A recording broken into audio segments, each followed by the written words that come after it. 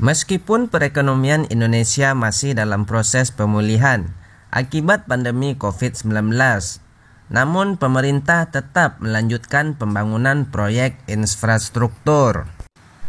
Ada beberapa proyek yang akan dibangun tahun ini, namun ada juga proyek baru yang merupakan lanjutan dari proyek-proyek sebelumnya.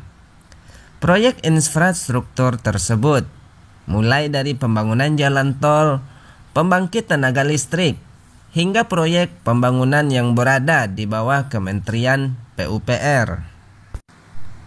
Untuk jalan tol, Kementerian PUPR mengungkap ada 17 ruas jalan tol yang masih dalam proses pembangunan tahun ini.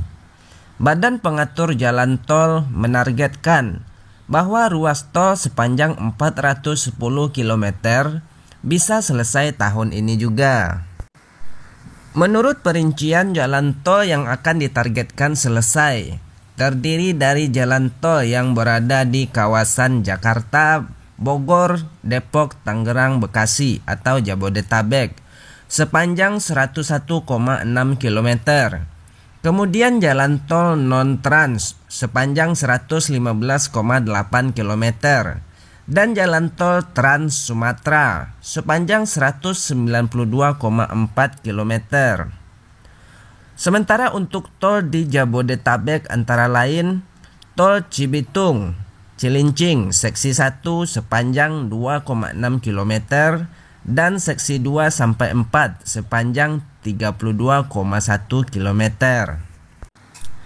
Kemudian tol Cimanggis Cibitung seksi 2 sepanjang 23 km. Tol Serpong Cinere seksi 1 sepanjang 6,5 km. Dan tol Bekasi Cawang Kampung Melayu seksi 1A sepanjang 3,5 km dan seksi 2A sepanjang 4,9 km dan lain sebagainya. Sementara itu tol non-trans yang dibangun tahun ini antara lain tol Cileunyi Sumedang Dauan seksi 1 fase 3 sepanjang 10,6 km. Tol Ciawi Sukabumi seksi 2 sepanjang 38 km. Tol Balikpapan Samarinda seksi 1 sepanjang 22 km.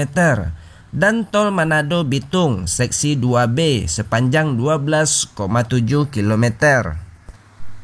BPJT juga menargetkan pembangunan tol Trans Sumatera tahun ini meliputi tol Sigli Banda Aceh seksi 2, kemudian tol Kuala Tanjung Tebing Tinggi Parapat sepanjang 96,5 km, tol Padang Pekanbaru seksi Pekanbaru Bangkinang sepanjang 40 km, dan tol Medan Binjai seksi 1A sepanjang 3,5 km. Tidak hanya infrastruktur jalan tol, pemerintah juga menggenjot pembangunan infrastruktur sektor energi. Tercatat PT PLN Persero akan menambah kapasitas pembangkit listrik. Khusus di Pulau Jawa, PLN menargetkan tambahan kapasitas pembangkit sekitar 2.500 sampai dengan 3.000 megawatt. Pemerintah juga masih memiliki proyek pembangunan infrastruktur yang dikerjakan oleh Kementerian PUPR. Bahkan PUPR telah mulai lelang dini atas 4.000 lebih paket proyek infrastruktur. Angka itu mewakili 86,5% dari total paket, yaitu sebesar 5.426, dengan nilai sekitar 58,1 triliun.